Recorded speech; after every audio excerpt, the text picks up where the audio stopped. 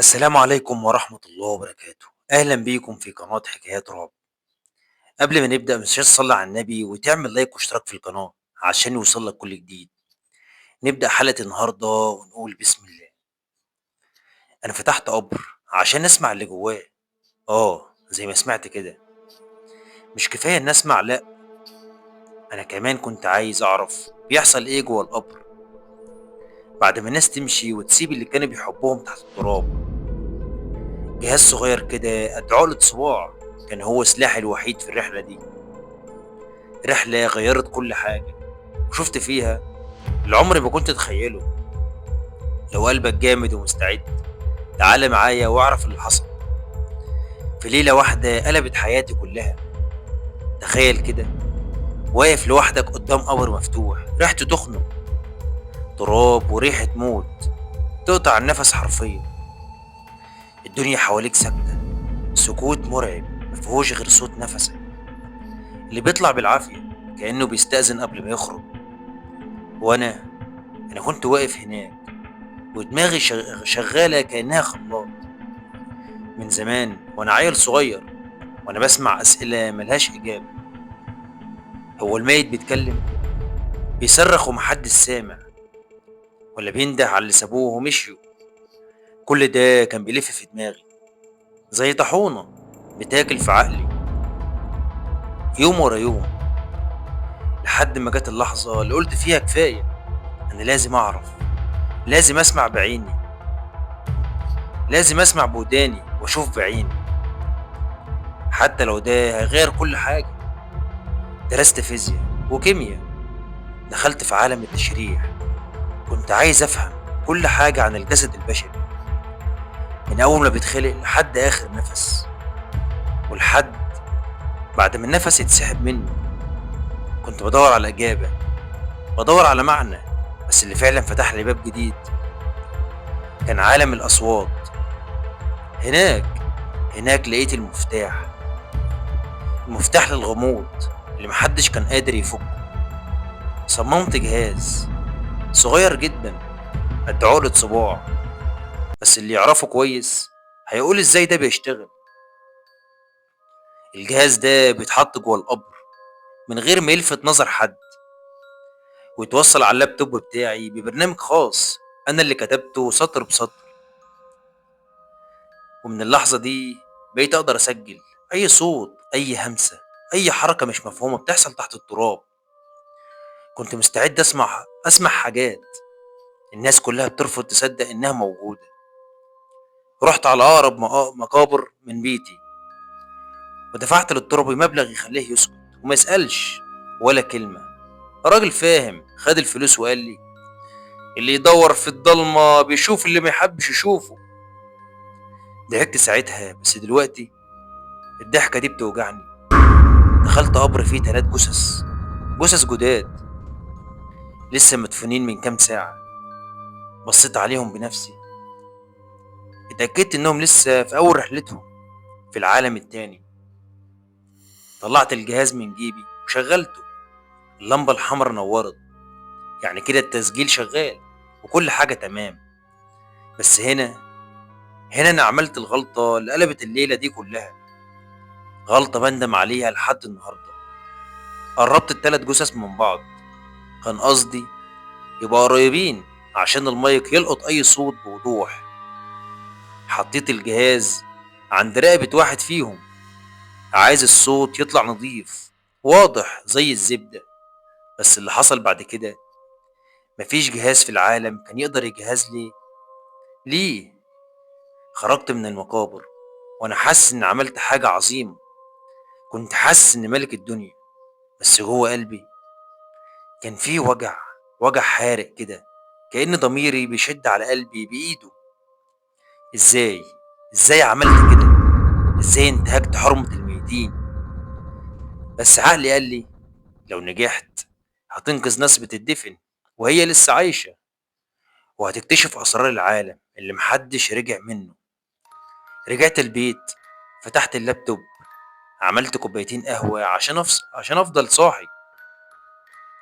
وقعدت استنى ساعة، 2، 3، ولا صوت ولا نفس.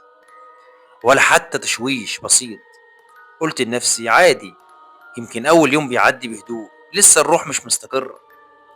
من كتر التعب راسي وقعت على الكيبورد ونمت وأنا مستني حاجة تحصل. وفجأة في ودني وفي نص سكوت الليل سمعت صوت واحد بيقول: يا علي. فتحت عيني فجأة، قلبي بيدق بسرعة. أول حاجة فكرت فيها دي ماما رجعت من السفر. بس بسرعة لفيت وشي ناحية الباب. الباب مقفول بالسلاسل والمفاتيح لسه في مكانها، يعني مفيش حد دخل. بصيت على اللابتوب، لقيت المؤشر بتاع الصوت بيرقص، بيطلع وينزل زي المجنون، كأن في حاجة دلوقتي حالا بتحصل جوه القبر. قلبي بدأ يضرب على طبلة ودني. عليت الصوت، ركزت كل حواسي. المؤشر بيجري بسرعة وبيعلى وبيعلى لحد ما فجأة وصل لأعلى نقطة.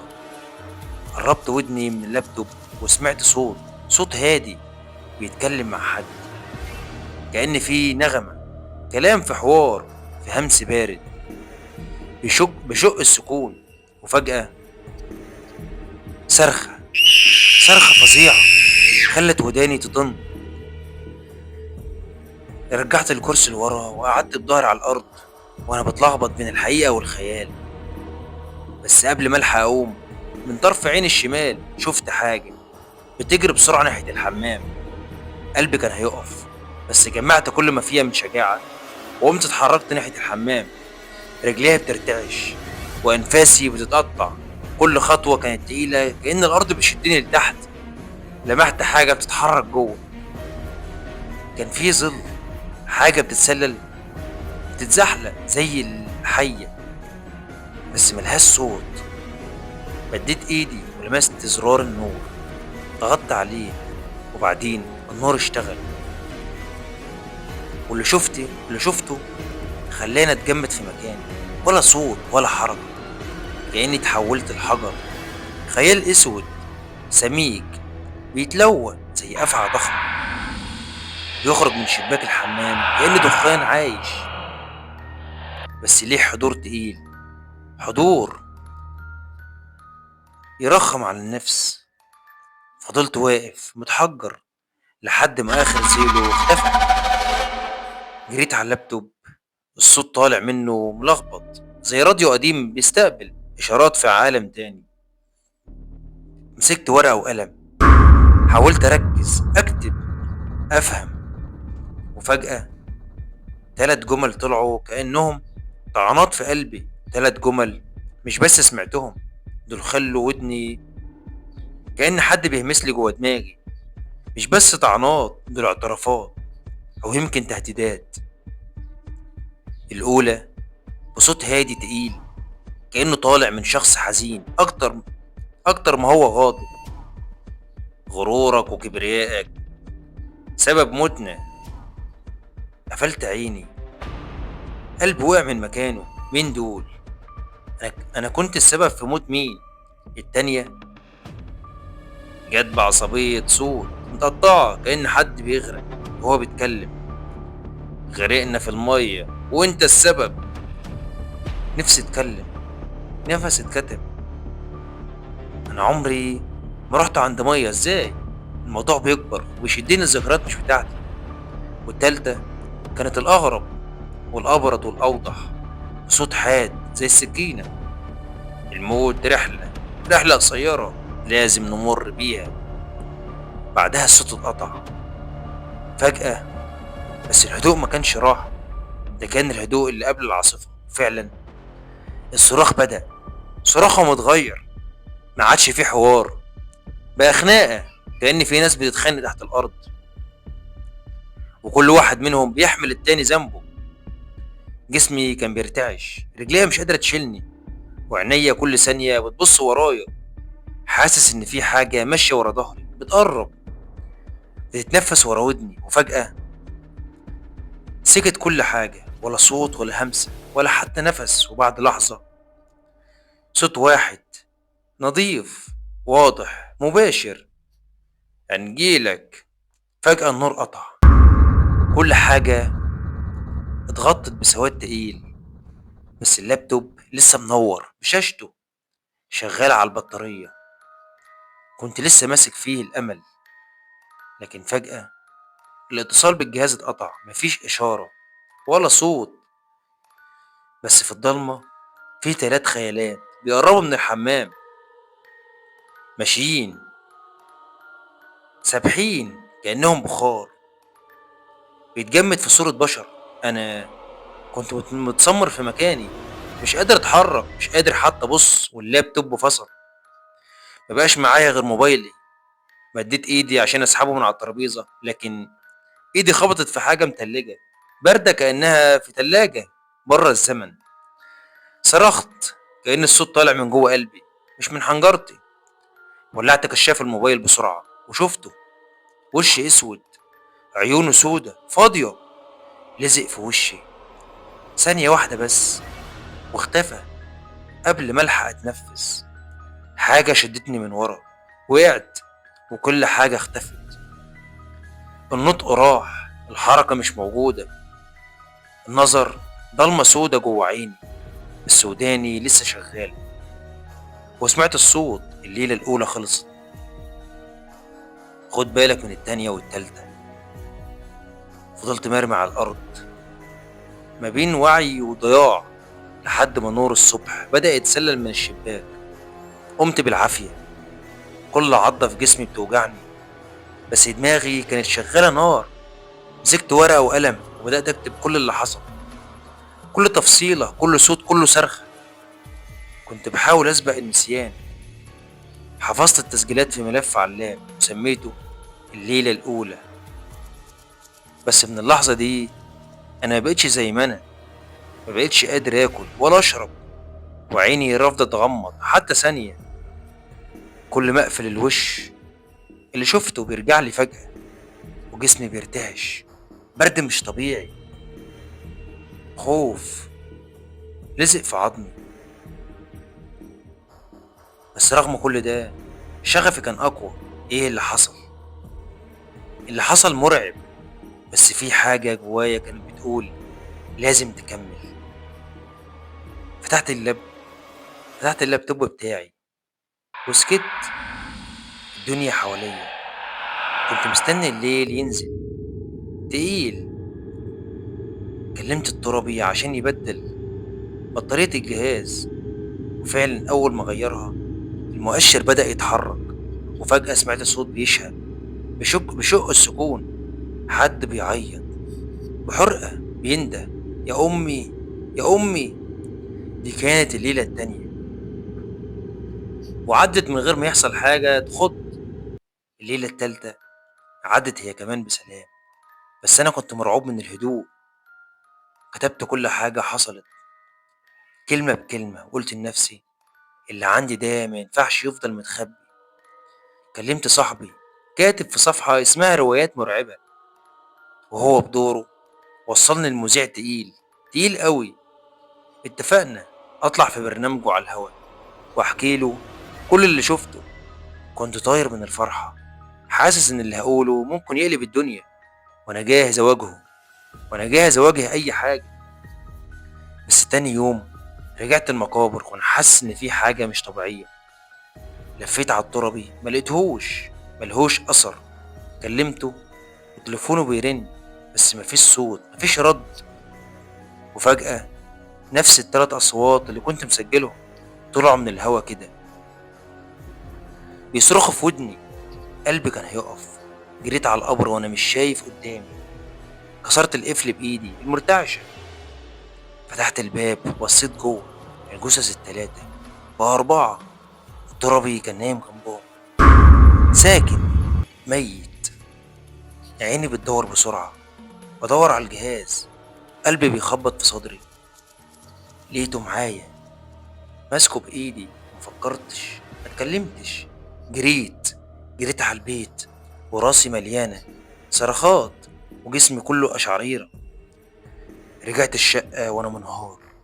قعدت أعيط ساعة كاملة، دموعي مش بتقف، وقلبي بيتقطع. ضميري كان بيصرخ فيا. أنا السبب، كان ممكن أنقذه، ده مات علشاني. ما قدرتش. كلمت المذيع وقلت له بصوت مكسور: مش جاهز، محتاج وقت افهم اللي حصل. بس الليل ما رحمش. نزل تاني على المقابر. عقلي بيقول ارجع، وقلبي بيزقني اكمل. قابلت ابن التربي، قلت له: ازيك؟ بس ابوك مات امتى؟ رد عليا وصوته بارد زي الهوا اللي بيعدي بين القبور: ابويا ده مات من سنين. وقفت مصدوم، الدنيا لفت بيا. ازاي؟ انا كنت بكلمه بعيني وبسمعه. وصفت له ملامحه. هز راسه وقال لي: دي مش ملامح ابويا. وقبل ما اقدر اسالك حاجه، قرب مني وهمس بكلام خلاني اتجمد مكاني: انسى اللي حصل. ابويا كان محذرني منك، والاحسن تسكت، لانك لو اتكلمت هتهمك بقتله. خرجت من المقابر وقلبي يرجع في صدري. رجعت البيت، دخلت وعيوني بتدور على الجهاز، على التسجيلات. اختفوا. دورت في كل ركن ولا أثر، كأنهم عمرهم ما كانوا موجودين. بس الغريب، الشقة ما بقتش شقتي، بقت مقبرة تانية. أصوات بتهمس في الضلمة، العفش بيتحرك لوحده، بيتزق ويتخبط، خيالات بتعدي من قدامي وبتختفي في ثواني. كنت سامع أنفاسي بتتخبط مع صوت جاي من جوه الجدران. مش لوحدك. ما كنتش قادر أعيش لحظة كمان جوه المكان ده. بس رغم كل ده في حاجة جوايا كانت بتقولي: ما تتهزش، أنا مش هستسلم. التجربة دي مش هتدفن، هتتكرر. بس المرة دي أنا اللي هكون مستعد. وبكده تبقى خلاص حلقة النهاردة. يا ريت لو عجبتك الحلقة متنساش تعمل لايك واشتراك في القناة عشان يوصلك كل جديد. سلام عليكم.